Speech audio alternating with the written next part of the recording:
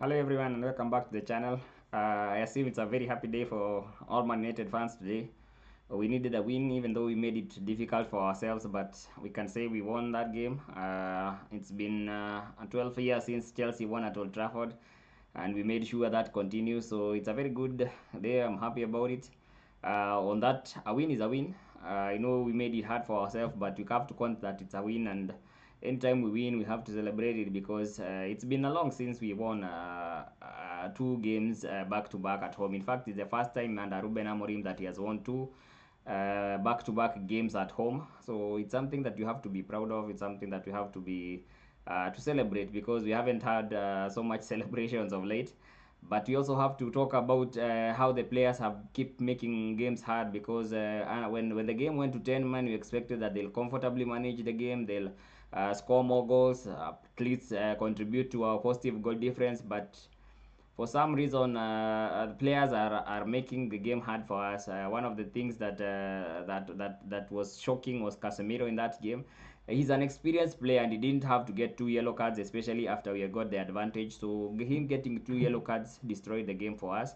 It made it difficult. It made us sweat in the second half, something we shouldn't have done. I'm probably thinking this is the kind of game we win 3, 4, even 5-0. Because at that point we were under no pressure, and the two mistakes he made, there was nothing he could have done about it, which is something that shows what we really have with Casemiro. Because his legs are gone and because he can't be bothered to run back after the man, he always makes late tackles. He always tries to make tackles instead of okay, you push the man to the side because there was nowhere Santos was going. The first foul was also something that he didn't have to make such a tackle.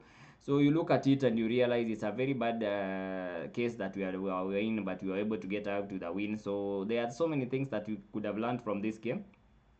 First of all, we had 11 total shots, 4 shots on target. We could say it's because of the red card. The red card changed the game, but at the same time, the Melmo was through to goal and he could have scored. So that goal could also have changed the game. So you have to look at it both ways. It was a denial of a clear goal scoring opportunity. So Sanchez was rightfully sent off. The concentration will be on the red card because it changed the game for us, but what happened before the halftime when we were 2-0, we wasted so many chances. It's the story of our game. The Ruben Amorim was asked and said we are playing so well until the final third, and then that in the other box we are not making the right decisions. And one of the cases that continued this day was Dogu gets most of our balls and he uses them very badly. He makes the wrong decision. He doesn't put in a good cross.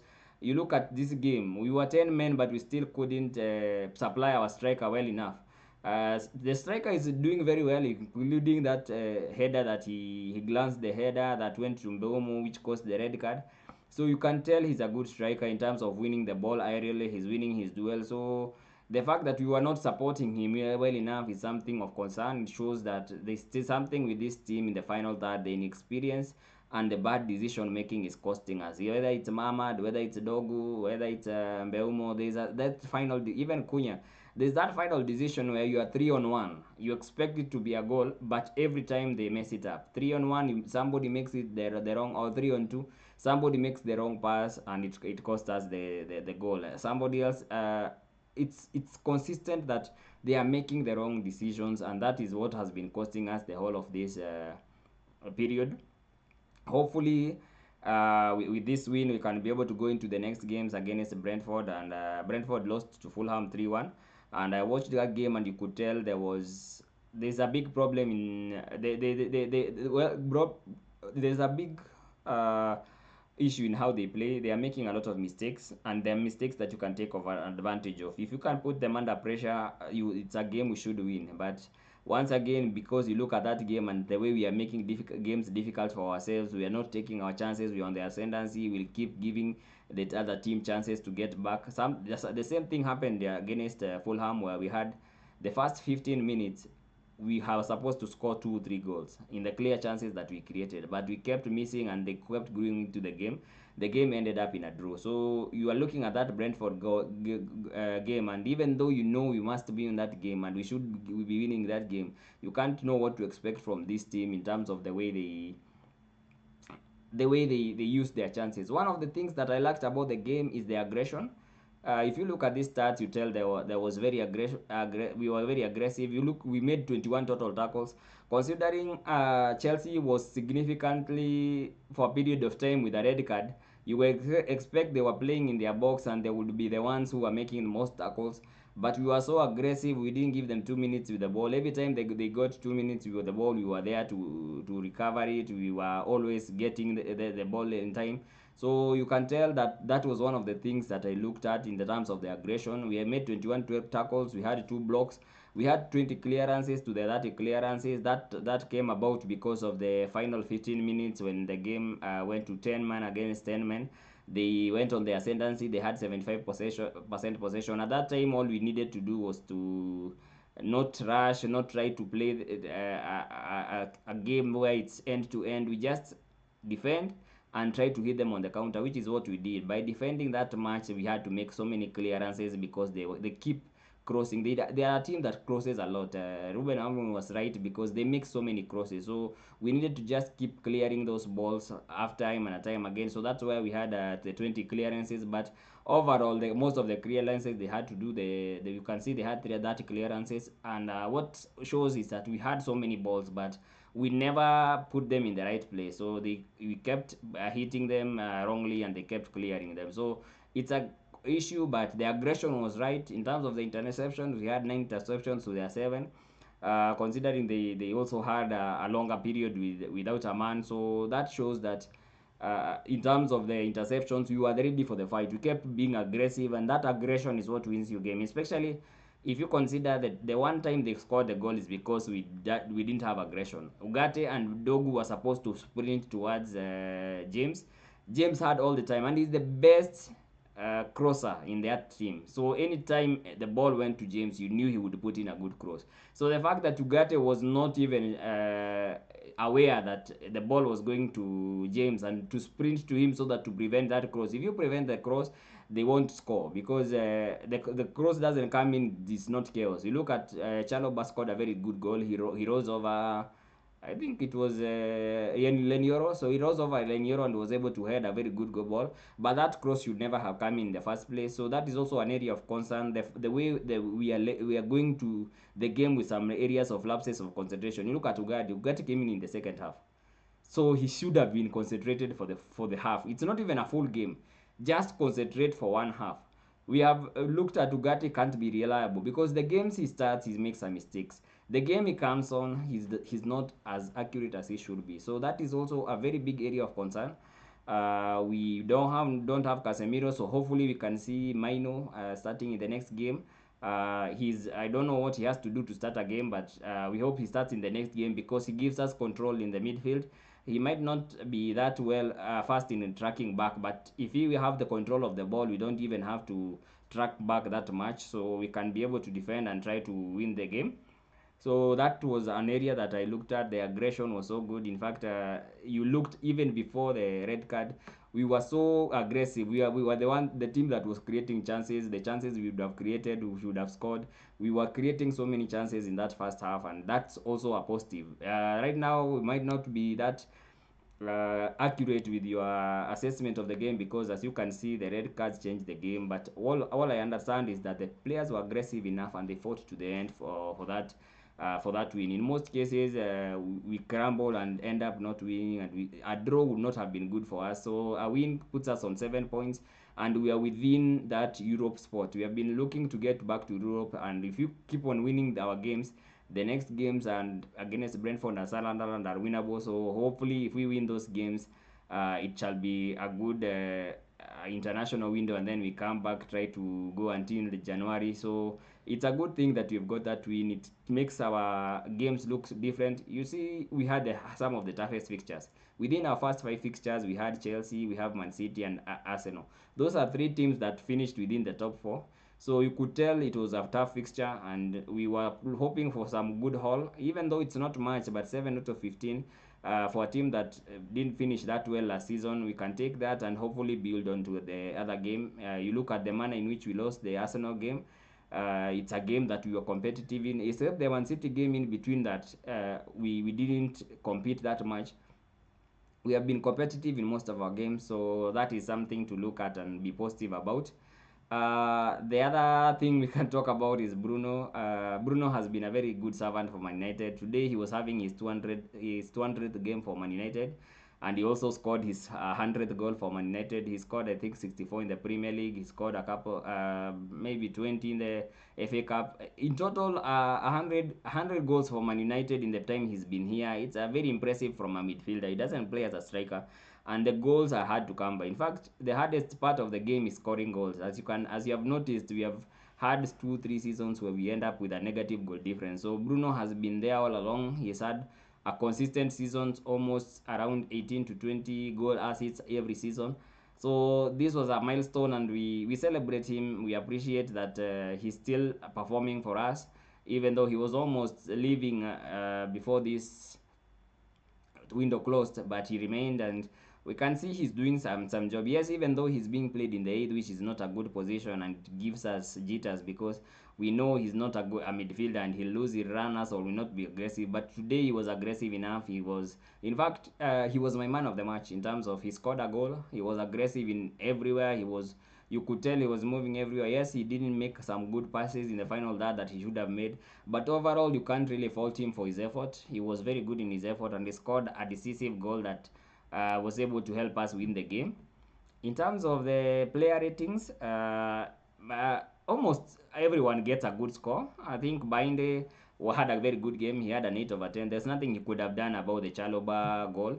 Chaloba placed the ball in the side netting, and even as a keeper, even if you jump, there's nowhere you're getting close to that ball in terms of the way that it was headed. So he had this one clearance where he came for the ball and punched the ball that was going to cause chaos in the box, and that's something we want him to do. So you can see he's developing in that. That it's still one game, but at least that's something positive to see that he came in and was able to punch the ball far away and help his defenders. That is something the defenders could have appreciated instead of the chaotic way they had to deal with the ball if it came into the ball. So that is something that will make me give him an 8 over 10. He also made a couple of saves that kept us in the game, and he didn't make any mistakes. So that is impressive for a goalkeeper, especially going with the games that we have had. But Indy has not had good games, so we can also appreciate him for this game. Maguire was a 7.5 over 10. He did all he had to do in terms of the heading the ball, in terms of the clearances, so he was good. He caused a few free kicks here and there that okay worried us a bit, but in overall he had a good score. So a 7.5 over 10 is a good score. Delete had an 8 over 10 performance. You remember the ball that he cleared, even though he didn't know it could have been offside. He kept marshalling the defense very well. He was everywhere. He was joining in attack. He was defending. He was in the midfield. So I like that about Delete today. He was almost everywhere. He put in a very good performance. Shaw was a 7 over 10. He didn't really stand out that much, even though he had a good game, but he kept ticking. We want him to do just the basics well. So he did the basics well, he defended well, and kept the ball moving. So a 7 over 10 is a good score because it shows that you did what you were supposed to do, and not any extras that could have given you a higher score. So you look at Mazrui. Mazrui had an 8 over 10.